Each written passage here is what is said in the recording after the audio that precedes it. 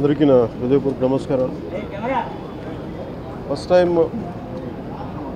చాలా కాలం తర్వాత full election commission రావడం దాని తాలూకు సీరియస్నెస్ తెలియజేస్తూ ఉంది.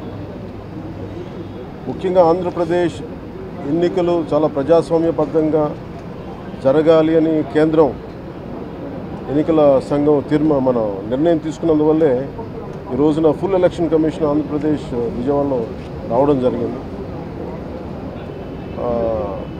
చంద్రబాబు గారు తెలుగుదేశం పార్టీ నుంచి 3 సార్లు ముఖ్యమంత్రిగా పనిచేశారు, ప్రతిపక్ష నాయకులుగా ఉన్నారు. ఆయన సుదీర్ఘమైన అనుభవంలో కూడా నేను ఎన్నిసార్లు ముఖ్యమంత్రిగా ఉన్నప్పుడు కూడా ఎలా జరిగినాయని చాలా బాగా వివరించారు. ఎంత ఫెయిర్ ఎలక్షన్ జరగడానికి ఆయన సాయశక్తులు ఎలా కృషి చేశారో చెప్పారు.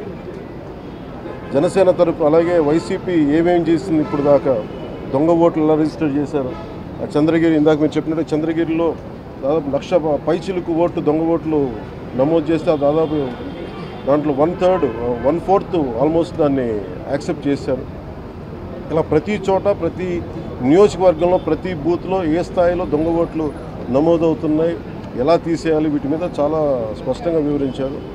జనసేన తరపు నుంచి నేను ప్రత్యేకంగా వివరించింది ఎలక్షన్ కమిషన్కి, మా వైసీపీ ప్రభుత్వం వచ్చినప్పటి నుంచి లా అండ్ ఆర్డర్ కంప్లీట్గా దిగజారిపోయింది. ఎవరన్నా ప్రజాస్వామ్య హాని జరుగుతుంటే గొంతెత్తితే పొలిటికల్ పార్టీస్ కానీ వ్యక్తులు కానీ ప్రైవేట్ వ్యక్తులు కానీ వాళ్ళందరి మీద కేసులు ఎలా పడుతున్నాయి, కేసులు ఎలా చేస్తున్నాయి, ముఖ్యంగా బైండ్ ఓవర్ కేసులు ప్రత్యేకించి పొలిటికల్ పార్టీ టీడీపీ వారి మీద కానీ జనసేన కార్యకర్తల మీద కానీ ఇవన్నీ చాలా క్లియర్గా తెలియజెప్పడం జరిగింది వారికి. అలాగే పోలీసు అధికారులని ఇప్పుడు సడన్గా మారుస్తూ ఉన్నారు. లాస్ట్ 2 నెలలుగా మార్చేస్తూ ఉన్నారు. మళ్ళీ ఎన్నికలు సంఘం వచ్చేటప్పటికి మళ్ళీ వాళ్ళకి కావాల్సిన అధికారులను తిరిగి అక్కడ వేయించుకునేలాగా తీసుకొచ్చిన ప్రణాళికలు చేస్తాం, అది కూడా బలంగా తెలియజేస్తాం. అలాగే మహిళా కానిస్టేబుల్స్ ప్రత్యేకించి సంబంధం లేని చోట్ల వాళ్ళు దాదాపు 87 నియోజకవర్గాల్లో వాళ్ళు పెట్టారు, అది వాళ్ళు దూరం చేయమని ప్రత్యేకంగా ఆయన వివరించారు. నేను ఇంకోటి ప్రత్యేకించి నేను చెప్పింది ఏంటంటే వాలంటీర్స్ అనేది విలేజ్ సచివాలయం అనేది ప్రత్యేకించి అది యాంటీ కాన్స్టిట్యూషనల్ బాడీ. వాళ్ళని దయచేసి ఎన్నికల సమయంలో వాళ్ళని ఉపయోగించొద్దని చెప్పి ప్రత్యేకించి విన్నవించాం. అలాగే మేము కోరుకుంది ఏంటంటే మీరు కనుక సంపూర్ణంగా దీని వైపు చూడకపోతే, దీని పారదర్శకత కన్నా దీని ఎలక్షన్లు చేయకపోతే ఇక్కడ ప్రజాస్వామ్యం కూని అయిపోద్ది, ఇక్కడ హింస ఎక్కువైపోద్ది. అలాగే గత స్థానిక ఎన్నికల్లో కూడా ఏ స్థాయిలో కనీసం ఒక దళిత యువకుడు లాంటి ఒక కనీసం నామినేషన్ వేసే పరిస్థితుల్లో కూడా లేదు, అందరినీ చేశారని చెప్పి ప్రత్యేకించి అది వివరించాం.